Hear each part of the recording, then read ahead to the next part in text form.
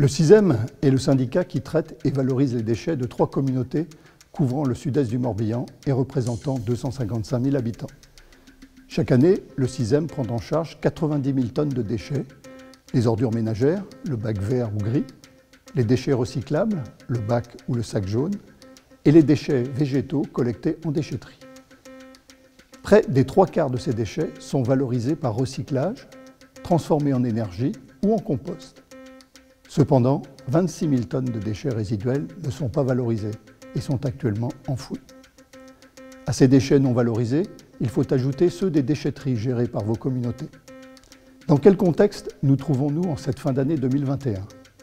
Concernant les collectes sélectives, l'extension des consignes de tri à tous les emballages plastiques interviendra le 1er janvier 2023. Il nous faut mettre en place l'outil industriel qui pourra trier ces nouveaux objets recyclables. L'enfouissement de nos déchets non valorisés n'est plus tolérable ni soutenable. De plus, les installations d'enfouissement en Bretagne, en voie de saturation, vont fermer entre 2027 et 2030. En outre, l'enfouissement va subir une augmentation de la taxe sur les activités polluantes, doublée depuis 2016 et qui va encore doubler d'ici 2025. Les fermetures programmées des installations de stockage locales créent donc une forte tension entre demande et offre d'enfouissement de déchets, d'où une forte augmentation des tarifs facturés par ces installations. Le CISEM est donc confronté à de nombreux défis. Premier défi, trouver une solution pour le tri des déchets recyclables dans le cadre de l'extension des consignes de tri à tous les emballages plastiques. Le CISEM s'est employé en 2021 à proposer des solutions pour permettre d'assurer la continuité de service et la prise en charge de l'extension des consignes de tri en 2023 dans l'attente de la mise en service d'un nouveau centre de tri. Entre les 2 scénarios élaborés, le choix sera fait en mars 2022. Au-delà de 2025, il faudra nécessairement disposer d'un équipement durable, c'est-à-dire d'un centre de tri d'envergure départementale ou similaire. Deuxième défi, trouver une solution pour les déchets qui sont actuellement enfouis et qui ne pourront plus l'être dans quelques années. Ces déchets ne sont ni recyclables, ni méthanisables, ni compostables. Il ne reste en l'état que la voie de la valorisation énergétique dans une unité dédiée, d'autant plus que ces déchets ont un haut pouvoir calorifique. Il faut sur ce sujet sortir des postures et faire preuve de réalisme et de pragmatisme. Troisième défi, trouver et mettre en place la bonne échelle de coopération territoriale. Toutes ces évolutions nécessitent des installations nouvelles, plus complexes et toujours plus contraintes par la réglementation et les normes. Ce sont des investissements très lourds que d'une manière ou d'une autre, les territoires auront à supporter. Or, plus le territoire qui supporte ces investissements est étendu, plus la population desservie est importante, moins l'impact économique est marqué. Qui plus est, l'outil industriel gagne en efficacité technique et économique. Il nous faut donc trouver le bon périmètre du territoire à desservir et mettre en place un cadre juridique pour l'expression de cette coopération territoriale indispensable à la réalisation des outils nécessaires au traitement de nos déchets. Les équipements à créer ne seront viables qu'à la condition que tous les établissements publics morbihanais compétents en matière de traitement de déchets se mettent autour de la table et fassent émerger une structure de coopération ayant l'envergure des équipements à créer. De même, les élus auront à se prononcer sur le choix de la maîtrise d'œuvre de la construction de ces installations.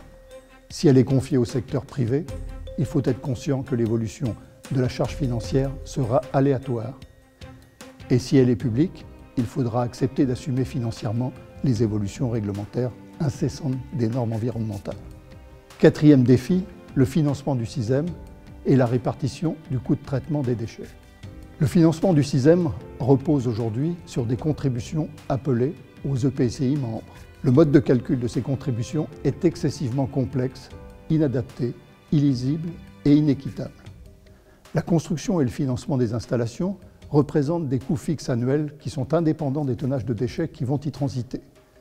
Aussi, il semble logique qu'une part fixe soit instituée par habitant ou par foyer, finançant l'existence du service.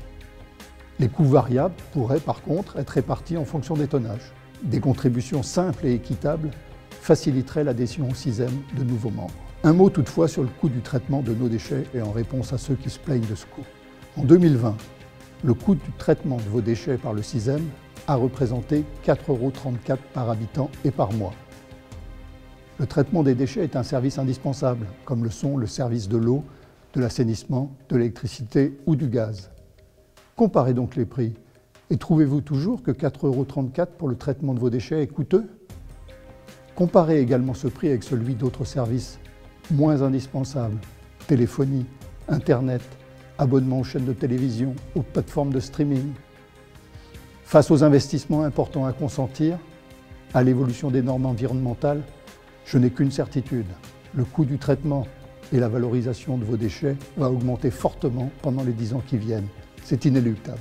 Cinquième et dernier défi, l'avenir de l'unité de valorisation énergétique et organique UVOR Vénécis.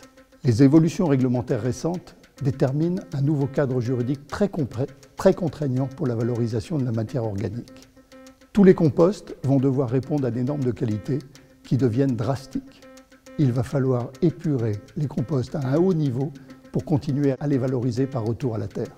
La loi sur l'économie circulaire ne permettra plus de considérer en 2027 comme du compost la matière organique sortant des UVOR.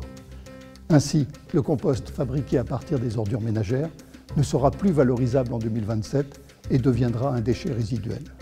La gestion séparée des biodéchets devient obligatoire à partir de 2024. Collecte séparée, compostage domestique, individuel ou collectif, les biodéchets ne seront plus les bienvenus dans les ordures ménagères. Ce nouveau contexte pose la question de l'avenir de l'unité de valorisation énergétique et organique Vénécis mise en service en 2012. Le dénominateur commun de tous ces défis, c'est l'urgence. Il y a urgence à décider. La solution transitoire à mettre en place pour les déchets recyclables s'arrêtera fin 2025. Il faut que le nouveau centre de tri d'envergure départementale soit opérationnel le 1er janvier 2026. Nous n'avons que 4 ans devant nous, c'est suffisant, mais c'est très peu. Concernant les déchets résiduels et autres refus non valorisables, l'urgence est tout aussi grande. En effet, les échéances de fermeture des installations d'enfouissement sont proches, 5-8 ans tout au plus. Or, à marche forcée et sans incident, il faut entre 8 et 10 ans pour faire émerger une installation de traitement de ces déchets. Urgence aussi à se fédérer pour relever ces défis ensemble et définir un nouveau cadre juridique et financier de coopération à une échelle territoriale pertinente. En conclusion, je dirais qu'il est tard, mais il n'est pas encore trop tard. Il faut prendre des décisions rapides sur tous ces sujets et surtout des engagements fermes permettant d'envisager l'avenir avec sérénité. C'est avec cette note d'espoir que je vous souhaite une bonne et heureuse année 2022.